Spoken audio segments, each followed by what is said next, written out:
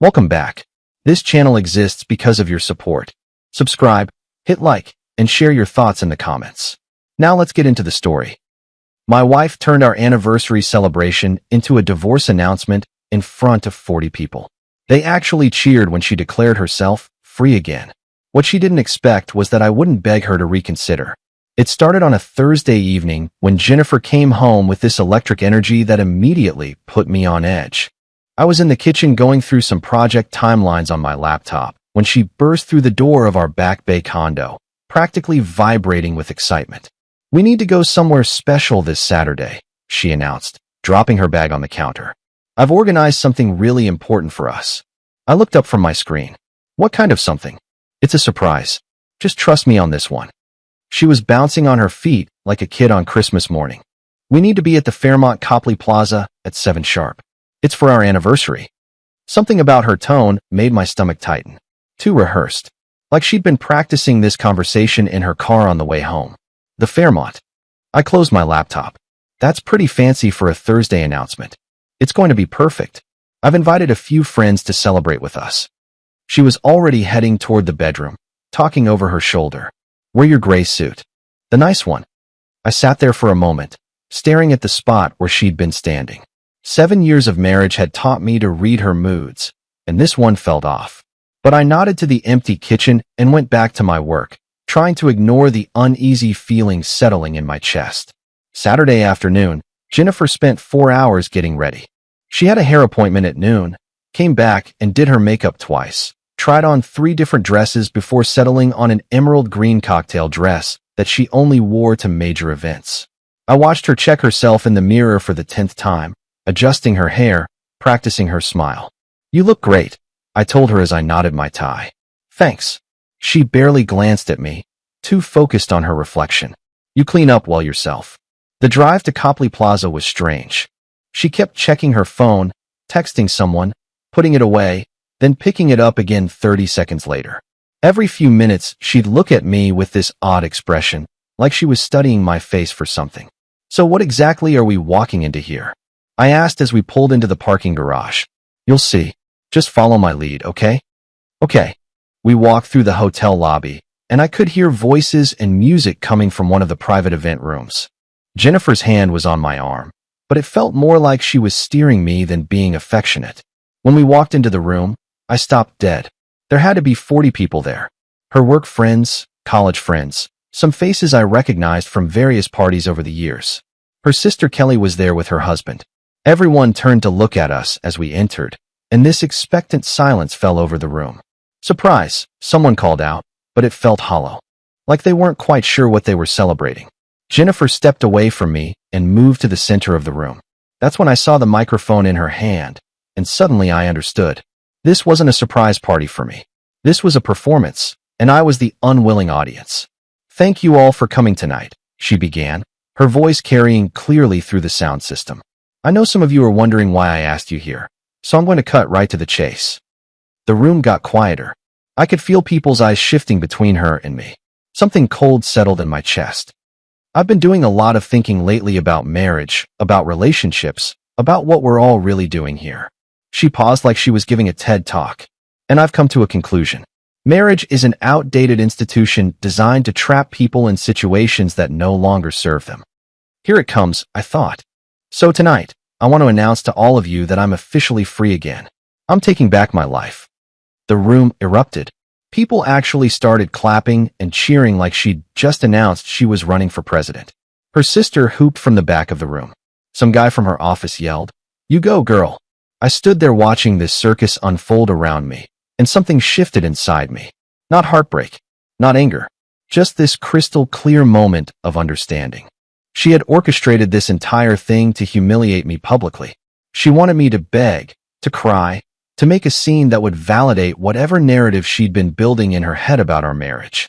She turned to look at me with this expectant expression, like she was waiting for me to drop to my knees and plead with her to reconsider. The microphone was still in her hand, probably hoping I'd grab it and make some desperate speech about how much I loved her. Instead, I looked at her for exactly 3 seconds. Then I looked at the crowd of people who were still applauding my public humiliation. Then I did the one thing she clearly hadn't planned for. I turned around and walked out. No words, no drama, no begging. Just a simple about-face and a walk toward the exit that felt like the longest and shortest walk of my life. Behind me, the applause died out completely. I could hear her voice, suddenly uncertain, calling my name through the microphone. But I didn't turn around, didn't slow down, didn't give her the satisfaction of a reaction. I got in my car, started the engine, and drove home, leaving her to explain to 40 confused people why her grand finale had just walked away without a script. I got home around 8:30 that night and poured myself a bourbon. Not because I was devastated, but because I had some serious thinking to do, and good whiskey helps me think clearly. She didn't come home that night. Probably stayed at her sister Kelly's place, expecting me to call and apologize for not playing my assigned role in her little drama. My phone sat silent on the kitchen counter, and I was perfectly fine with that. Sunday morning, I started making changes. I sat at the kitchen table with a notepad and my phone, feeling more clear-headed than I had in months. First action was the bank accounts. It was Sunday, but our bank had full online access. I logged in and removed Jennifer as an authorized user from our joint checking and savings accounts. Then I transferred exactly half the balance to her separate account that she'd opened years ago. Fair, not spiteful. I changed all the passwords and security questions. The whole process took 20 minutes. Second, I called our insurance company. Left a detailed voicemail about removing Jennifer from my health plan, citing marital separation. Effective immediately. Third was the locksmith. Scheduled for Monday morning. All exterior doors, plus the garage code reset. Then came the hardest part. I started packing her belongings. Not angry, not throwing things around. Just systematic. Organized. I went through the closet, the drawers, the bathroom. Everything that was hers went into boxes. I labeled each one clearly and loaded them into my car. By noon, I'd rented a storage unit at Boston Self Storage on Albany Street. Unit 247. I moved all her boxes there, kept the receipt, made a note of the access code. At 2:30, I sent her a text. Your belongings are in storage unit number 247 at Boston Self Storage on Albany Street. Access code 4729. She called 3 minutes later. I let it ring 4 times before answering. What's up? What's up? Her voice was sharp, incredulous. Are you serious right now? You just locked me out of our accounts. You announced you were free. Free people have their own accounts. That's not what I meant. What did you mean? Because I'm officially free again seemed pretty clear to me. We need to talk. I'm coming home. No, you're not. Excuse me. You announced you were single. Single people don't live in my house. Our house. Check the deed. It's my condo. Always has been. You just lived here because we were married. But according to your little speech last night, we're not married anymore. I could hear her breathing getting faster on the other end. You can't just lock me out. This is my home too. Was. Past tense. You made your choice in front of 40 witnesses. I'm just respecting that choice. You're being ridiculous. Am I? Because I'm pretty sure ridiculous was announcing our divorce at a surprise party without actually filing for divorce. I'm just being practical. She hung up on me. I finished my coffee and went back to organizing her things, making sure I hadn't missed anything. An hour later, she was pounding on the front door. I could see her through the window, still wearing that green dress from last night, looking significantly less put together than she had for her big announcement. I opened the door but stayed in the doorway, not inviting her in. What is wrong with you? She demanded. Nothing at all. I feel fantastic, actually. Let me in. We need to talk about this. There's nothing to talk about. You were very clear last night. That's not what I meant. Really? Because marriage is an outdated institution, and I'm officially free again seemed pretty clear. Was there some hidden meaning I missed? Her face was getting red now. I was just making a point. What point exactly? That you enjoy humiliating me publicly? That our marriage means so little to you that you'd turn ending it into entertainment for your friends? Help me understand the point here. I wanted you to fight for us. I wanted you to show some emotion. I actually laughed at that. So your master plan was to announce our divorce publicly, hope I'd make a scene begging you to reconsider, and then what? You'd graciously take me back in front of everyone? That was your idea of romance. She opened her mouth, then closed it, then opened it again. I just needed to know you still cared. I did care. Past tense again. But here's the thing about respect. Once you lose it, you don't get it back by explaining why you threw it away. So that's it. You're just giving up on 7 years of marriage. I'm not giving up on anything. You already gave up last night. I'm just catching up. She tried to push past me into the house, but I didn't move from the doorway. Your stuff is in the storage unit, like I said. I'll leave it unlocked so you can get it whenever you want. But you don't live here anymore. You can't be serious. Deadly serious. You wanted to be single. Congratulations. Enjoy your freedom. I closed the door and locked it. She pounded on it for about 10 more minutes, yelling through the wood about how unreasonable I was being, how we needed to talk like adults, how I was overreacting. I went upstairs and took a long, hot shower. By the time I got out, the pounding had stopped and her car was gone. That evening, she started texting me. Long paragraphs about how she'd made a mistake, how she just wanted me to show I cared, how we could work through this if I just let her come home and explain. I read each message and deleted it without responding. If she wanted to be single so badly that she'd announce it publicly, then she could experience what single actually felt like. My phone rang again around 10. I answered on the first ring this time. What? Please, just talk to me. 5 minutes. Let me explain. You had 7 years to explain how you felt. You chose to do it with a microphone in front of 40 people instead of having a conversation with your husband. That tells me everything I need to know about how much my feelings mattered to you. That's not fair. Fair? You want to talk about fair? Fair would have been respecting me enough to discuss your issues privately. Fair would have been not turning our marriage into a comedy show for your friends. But you didn't want fair. You wanted dramatic. Well, here's your drama. I hung up and turned off my phone. The house was quiet that night. Peaceful even. For the first time in months, I slept through the night without waking up wondering what I'd done wrong or how I could fix whatever was broken between us. Monday morning brought the consequences she hadn't thought through. The locksmith arrived at 8, and I stayed long enough to let him in and provide instructions before heading to work. By the time I got to my office in downtown Crossing, I had 3 text messages from mutual friends who'd been at the party. Alex Reed. Dude, that was harsh what she did to you Saturday. Man, I felt uncomfortable watching that whole thing. Brian Cooper. Hey, just wanted you to know not everyone was cool with how she handled that. Another from someone I barely knew. That took guts to just walk out. Respect. Apparently, after the initial shock wore off and people had time to think about what they'd witnessed, the mood had shifted. What seemed like empowering female independence on Saturday night looked a lot more like public cruelty in the harsh light of Monday morning. Tuesday, Jennifer showed up at the condo during the day. I was at work, but my neighbor texted me that someone was pounding on my door for 20 minutes. When I got home that evening, there was a note stuck to the door, hastily written on notebook paper. I threw it away without reading it. Wednesday morning, I stopped at Thinking Cup on Tremont Street, my usual coffee spot before work. Alex Reed was there, looking uncomfortable when he saw me. Hey man, he said, shifting his weight from foot to foot. Morning. Look, I need to say something. What happened Saturday, that didn't sit right with most of us. That was brutal to watch. Appreciate you saying that. He hesitated, then stepped closer. Jennifer's been texting our whole friend group, trying to get us to convince you to talk to her. But honestly, most of us are pretty disgusted by the whole thing. Nobody wants to get involved. That explained why her calls had gotten less frequent. She kept telling everyone you were emotionally unavailable.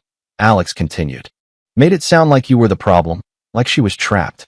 But when you just calmly walked out without making a scene, I don't know, it made us all realize maybe she was the one being dramatic. I thanked him and got my coffee. On the walk to my office, I thought about how quickly the narrative was changing. The people who'd applauded her announcement were now questioning what they'd actually witnessed. Thursday evening, I went to Boston Sports Club for my regular workout. I was halfway through my routine when I noticed Jennifer on the treadmill across the room. She'd never worked out a day in our entire marriage, but there she was in brand new athletic wear, positioned so she could stare directly at me. I finished my sets, headed to the locker room, and found her waiting outside the men's locker room door when I came out. Can we please talk? She said. A staff member noticed us. Is everything okay here? She's my ex-wife, I said. We're separated. Ma'am, I'm going to have to ask you to leave him alone, the staff member said. Jennifer's face went red.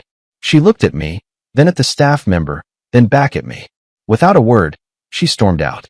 Friday brought a different approach. I was at lunch with Brian Cooper at Atlantic Fish Company when his phone buzzed. It's Jennifer's sister, he said, looking at the screen. Kelly wants me to meet her for coffee to discuss you and Jennifer. What did you say? I told her you have good reasons for what you're doing, and I'm not getting involved. He put his phone down. Man, she's really unraveling. Saturday afternoon, I was home reading when there was a knock at my door. I looked through the peephole and saw Christine Webb, Jennifer's best friend since college. I opened the door. Christine looked genuinely upset. I need to apologize to you, she said before I could even say hello. For what? For not speaking up Saturday night. For letting her do that to you. For applauding when I should have walked out. She shook her head. I've been listening to her complain about your marriage for months, and I thought maybe she had a point. But now I realize she was painting a picture that wasn't real. What did you see Saturday night? A woman humiliating a man who clearly loved her. A woman so desperate for attention and control that she'd destroy her marriage publicly just to prove a point. She looked genuinely ashamed. And I helped her do it. I helped her book the venue, coordinate with people. I thought it was going to be some kind of vow renewal or reconciliation thing. She didn't tell me what she was actually planning until Friday night, and by then everyone was already invited. She made her choice. You just happened to be there when she made it. She's falling apart, you know? None of us want to be around her anymore. She keeps calling, texting, showing up at our houses, trying to get us to help her fix this. Christine met my eyes. But there's nothing to fix. She broke something that can't be repaired. After she left, I sat on my back deck with a beer and thought about how quickly everything had changed. A week ago, I was married to a woman who thought so little of me that she'd make our relationship problems into public entertainment.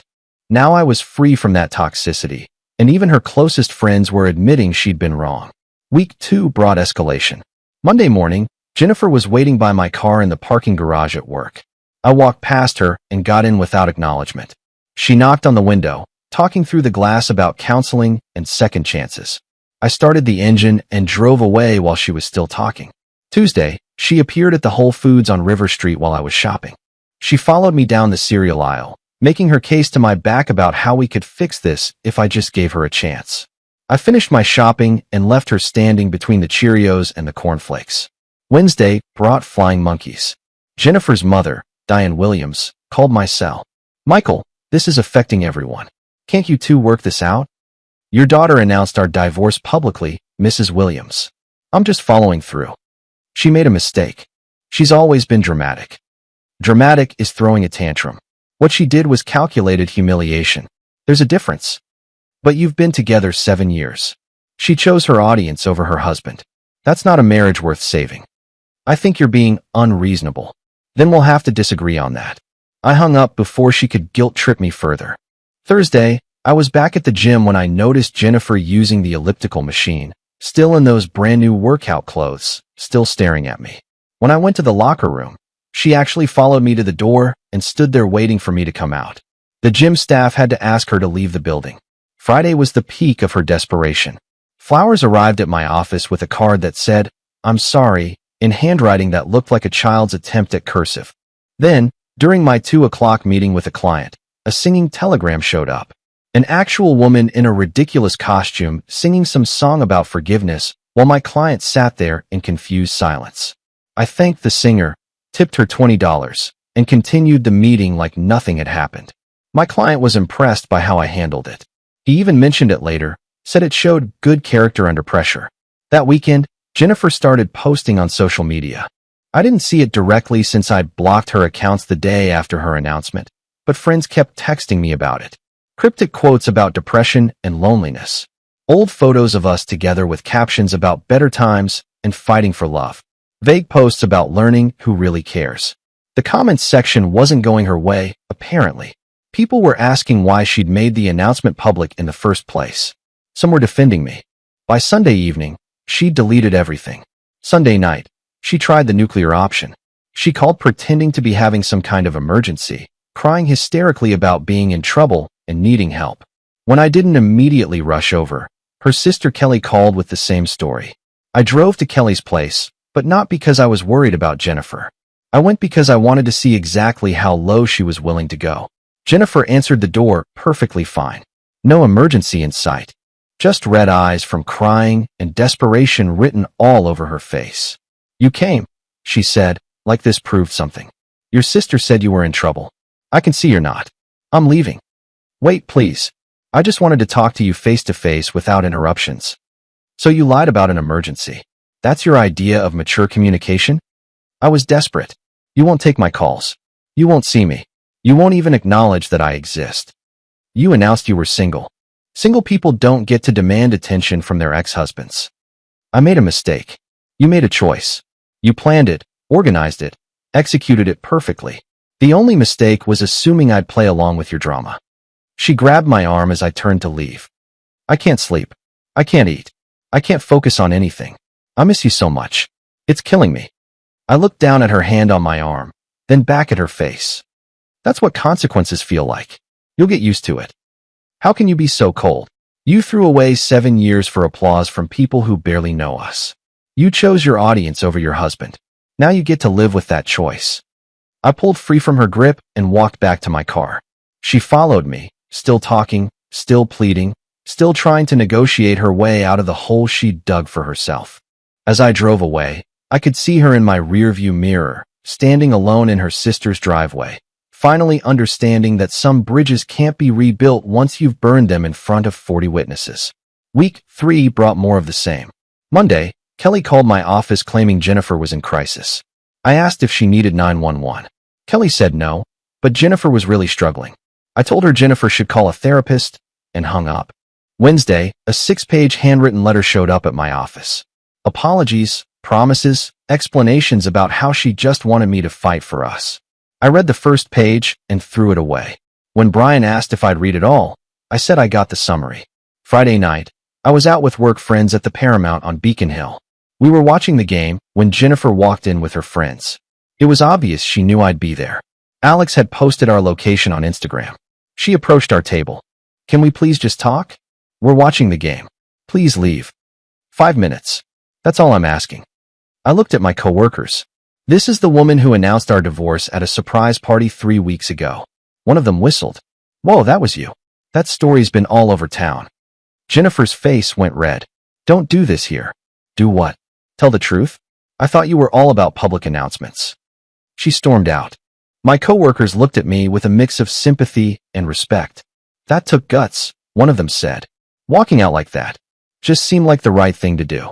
Tuesday of week 4, my brother Thomas called from Baltimore. Our mother had told him about the situation. Just wanted to check in, he said. See how you're holding up. I'm fine. Actually better than fine. Mom said Jennifer's been calling everyone, trying to get people to pressure you. She has. It's not working. Good. You know, you can't respect someone back into loving you. She destroyed that herself when she turned your marriage into a performance.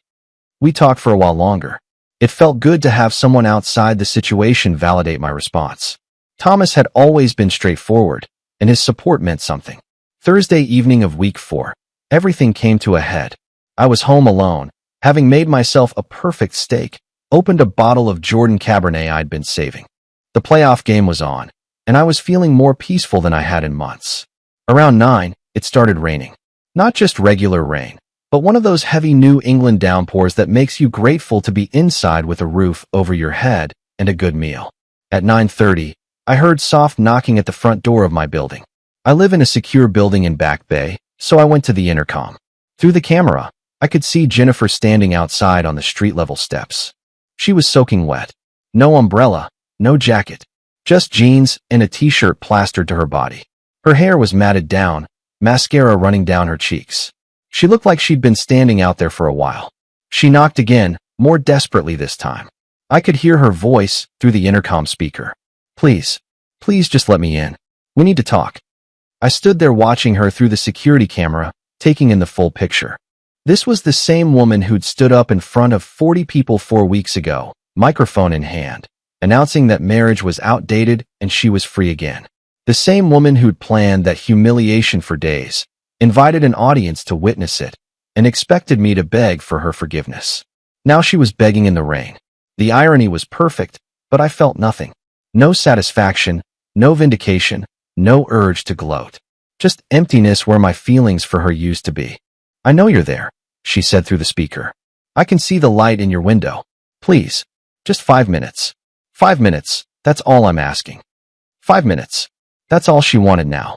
5 minutes to try to undo 4 weeks of consequences, to erase 7 seconds of public humiliation. I moved away from the intercom and went back to my living room, picked up my wine glass, and took a sip. The steak was getting cold, but it still tasted perfect. The knocking continued for another 10 minutes, sometimes soft and pleading, sometimes desperate and demanding. I could hear her voice through the walls and the rain, muffled but persistent. I didn't try to make out the words. Eventually, the knocking stopped. I looked at the security monitor again. She was sitting on the front steps of the building, hunched over with her head in her hands. Rain was still pouring down on her. Part of me wondered how long she'd sit there. Part of me wondered if this was another performance, designed to make me feel guilty enough to let her in. But mostly, I just felt tired. Tired of the drama. Tired of the manipulation. Tired of being treated like a supporting character in someone else's story about empowerment and independence. She'd made her choice that night at the Fairmont. She'd chosen her audience over her husband. Public humiliation over private conversation. Applause over respect. Every consequence that followed was just the natural result of that choice. I finished my wine and went upstairs to bed. From the bedroom window, I could see she was still there, still sitting in the rain like some kind of tragic movie heroine waiting for her redemption scene. But this wasn't a movie. This was real life, where actions have consequences and some mistakes can't be fixed with tears in the rain. I closed the curtains and went to sleep. When I woke up the next morning, she was gone. There was a soggy piece of paper stuck to the building's front door, probably a letter she'd written while sitting there. I threw it away without reading it. Week 5 brought her final attempts. Over the weekend, Jennifer left 8 voicemails. I deleted them all without listening. Monday morning, I changed my number and only gave it to important contacts. Tuesday, Kelly showed up at my office again. This time she got past the receptionist. I met her in the lobby, refused to go somewhere private. She's falling apart, Kelly said. She's not eating, not sleeping. That's unfortunate. How can you be so cold? She announced our divorce to 40 people without discussing it with me. She made our marriage into entertainment. Those are her consequences. She made a mistake. She made a choice. She planned it for days, rented a venue, invited people. That's not a mistake. That's a decision. She loves you. She loves having control. There's a difference. So that's it. 7 years mean nothing? They meant everything. Until she decided they meant less than applause from people who barely know us. Kelly left crying. I went back upstairs and closed a major deal that afternoon. My boss complimented me on staying focused despite personal issues. Professional life was thriving while my personal life sorted itself out. Thursday, I met Alex Reed and his wife for dinner. Over drinks, Alex told me Jennifer had left Boston. She left right after Kelly tried to get you to talk to her on Tuesday, he said. Went to stay with a college friend in Atlanta. Trying to start fresh, I guess. Probably for the best. Yeah, she lost most of the friend group over this. Even Kelly stopped talking to her for a while. Said she felt used by all the manipulation attempts. How's her mom taking it, Diane? I heard she told Jennifer she was disappointed in how she handled everything. That woman has always cared a lot about appearances, and this whole thing embarrassed her. I nodded, taking it all in. Jennifer was losing everything she'd thought she'd gained by her grand gesture. The social validation, the support system, the narrative control. All of it crumbling because people eventually see through performances. Friday, I went for a long walk through Boston Common. It was a beautiful late autumn day, leaves turning orange and red, crisp air that felt clean in my lungs. I noticed how peaceful I felt. Realized I hadn't felt this content in months. The relationship had been deteriorating longer than I'd admitted to myself. Her announcement had just clarified what was already broken. Week 6 brought closure without contact. Monday morning, an envelope from an attorney arrived at my office. Jennifer was filing for divorce. The papers were standard, no fault, equal division of the minimal marital assets we'd accumulated. We had a prenup that protected my condo, which I'd inherited from my grandparents. No alimony requested. I signed everything immediately and sent it back the same day. Friday evening, I stood at my living room window looking out at the Boston skyline. The lights of the city sparkled against the darkening sky. I thought about the past 6 weeks. About the surprise announcement, the aftermath, the manipulation attempts, the rain-soaked plea on my doorstep. I felt no anger, no regret, just clarity about what respect means in a relationship. Love without respect is meaningless. Public humiliation destroys trust permanently. Some bridges, once burned publicly, can't be rebuilt with private apologies. Walking away with dignity beats staying for drama every single time.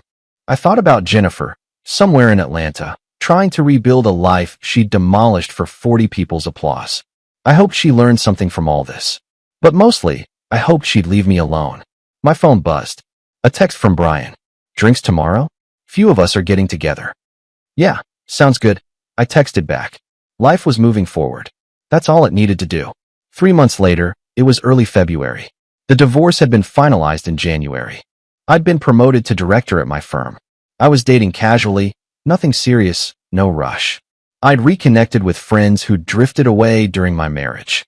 Joined a new gym. Took a weekend ski trip to Vermont with Brian and some other guys. Life was stable. Content. Forward-focused. I heard through mutual friends that Jennifer was still in Atlanta, working at a smaller marketing agency. She'd lost touch with the Boston friend group entirely. Her social media was nearly inactive. Someone who'd seen her said she was different now, quieter. Apparently, the story of her announcement had followed her. Someone in Atlanta knew someone who'd been at the party. Reputations are strange things. They travel farther than you think. One morning, I stopped at Thinking Cup for coffee before work. I was waiting for my order when I heard someone say my name. Michael. I turned. Diane Williams, Jennifer's mother, stood there looking uncomfortable. Mrs. Williams. How are you? I'm well. I didn't expect to see you. She hesitated. I wanted to apologize to you. That's not necessary. It is. I raised Jennifer to be better than what she did. The way she treated you, the way she humiliated you publicly, I'm ashamed of her behavior. I appreciate that. She's in Atlanta now? I don't know if you heard. I did. She's different now? Realizes what she lost. But I told her that's not something she can fix. No, it's not. You handled everything with remarkable grace, Michael. I hope you're doing well. I am. Very well, actually. Good. You deserve that. We parted ways cordially. I walked to my office thinking about the encounter. Felt nothing about Jennifer's regret. No desire to gloat or reconnect. Just a closed chapter in a book I'd already put back on the shelf. That evening, I cooked dinner in my quiet condo. Music playing. Wine breathing on the counter. I thought about how people sometimes ask if I regret my response to Jennifer's announcement. If I think I should have given her another chance, shown mercy, been the bigger person. My answer is always the same. Absolutely not. Respect isn't something you can lose and then get back by apologizing. Trust isn't something you can break publicly and repair privately. And dignity isn't something you can sacrifice for applause and then reclaim with tears. She wanted to be free so badly that she made it a public celebration. I just gave her exactly what she asked for. No regrets. No second guessing. Some decisions, once made, don't need to be revisited. 5 months have passed since that night at the Fairmont. I'm up for VP at my firm. I'm dating someone who understands that respect is the foundation of any relationship worth having. And Jennifer is somewhere in Atlanta, living with the consequences of turning our marriage into entertainment. Sometimes the best response to someone trying to humiliate you is to simply refuse to be humiliated. Let them stand there with their microphone and their audience, talking to empty air while you walk away with your dignity intact. The people worth keeping in your life will respect you for it. The ones who don't weren't worth keeping anyway. I took a sip of wine and looked out at the city lights. Life was good, peaceful, exactly what I'd needed all along. And somewhere out there, 40 people who'd applauded a woman's cruelty had learned a valuable lesson about the difference between empowerment and humiliation. About the consequences of turning someone's pain into your entertainment. I hope they remembered it the next time someone asked them to be an audience for someone else's drama. As for me, I was done being anyone's supporting character. My life was my own again. Free in the way that actually matters. Not free from commitment, but free from disrespect. And that, I've learned, makes all the difference. Dear listeners, that's our ending. If it resonated, subscribe to support the channel. See you next time. 아마 이번에 3S, 4S로 해서 섞어서 들어올 것 같아요. 걔네가 이제 섞어서 들어거든요. 그 살짝 그 뭐라 그래 흑색이라고 그래요, 그렇죠? 대진이는 거. 네, 해야겠죠. 그것도 코너만 좀 따뜻하죠. 네, 똑같아요. 디자인만 틀린 거고, 그거는 똑같아요. 이게 지금 50번만 남은 건가? 말을 해준다고 했는데 요거 나온 거예요, 메인이랑 키 3개. 아, 그것만 남은 거예요. 그러니까 남은 거. 얘 중에서 좀 세팅해 주시면. 근데 이게 우리한테는 좋긴 하지. 왜냐면은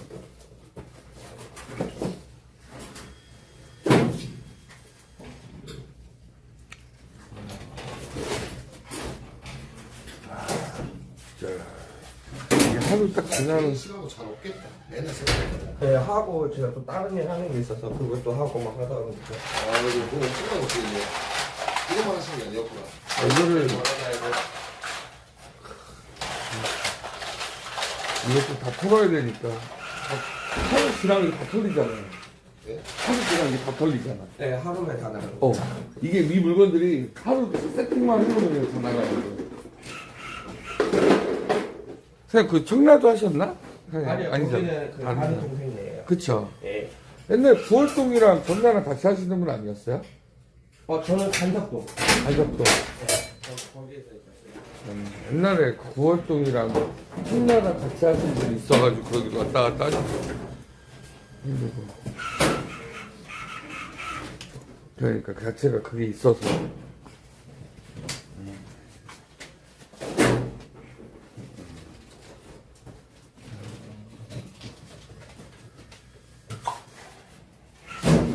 저쪽으로 좀 봐야 돼. 근데 이거 쉬운 건 아니야?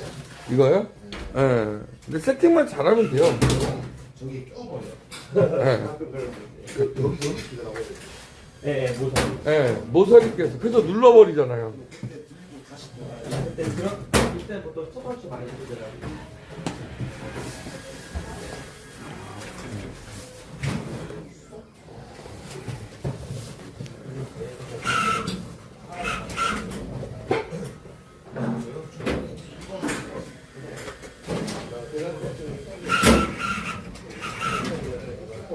없다고 하더라고요.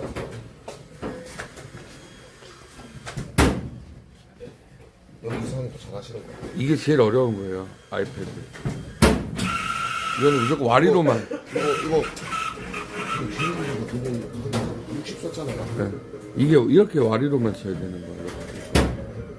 놓고. 그래, 봐봐. 몇 번 계속 터치하는 거야. 그렇지. 이렇게. 오늘 진짜 같이. 제일 어려운 부분이죠. 야, 네? 형 어차피 하루 왔잖아. 이거 도전해봐 이거. 이게 이거야.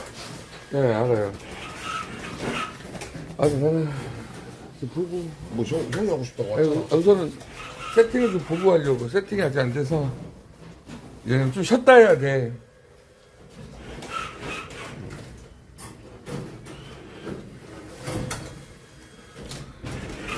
이런 것도 볼만 하겠다. 어? 발열 내용. 이런 실험은 쉽죠.